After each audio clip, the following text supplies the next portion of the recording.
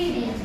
మీరు రోజు నిద్రపోతారు కదా, మీకు ఆ నిద్ర యొక్క ఇంపార్టెన్స్ ఏంటి తెలుసా?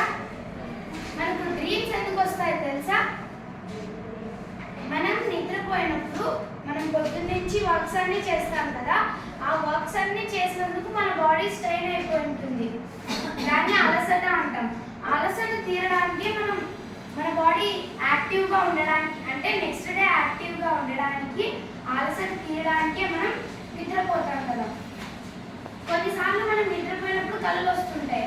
కళలు వచ్చినప్పుడు అసలు కళలు కొన్ని గుర్తుండవు, ఏం కళ వచ్చిందనేది కూడా మనకు గుర్తుండవు. కొన్ని కళలు గుర్తుంటాయి. అలా మన బ్రెయిన్ అన్ని కళలు గుర్తుపెట్టుకునే కెపాసిటీ ఉండదు. కొన్ని గుర్తుంటాయి, కొన్ని గుర్తుండవు. మన మైండ్ మనం పడుకున్నప్పుడు 24 hours వర్క్ చేసేది ఏంటి? మన బాడీలో బ్రెయిన్ కదా.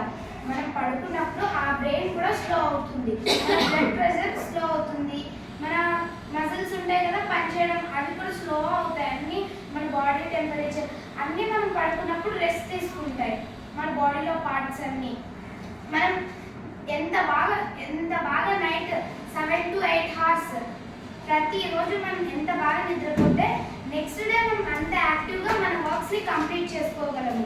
మన అలసట అంతా నైట్ ఎంత బాగా పడుకుంటే ఆ అలసట అంతా తీరిపోయి పొద్దున మనం అంత యాక్టివ్గా అంత స్ట్రాంగ్గా ఉంటాం మన నెక్స్ట్ డే వర్క్స్ చేసుకోవడానికి.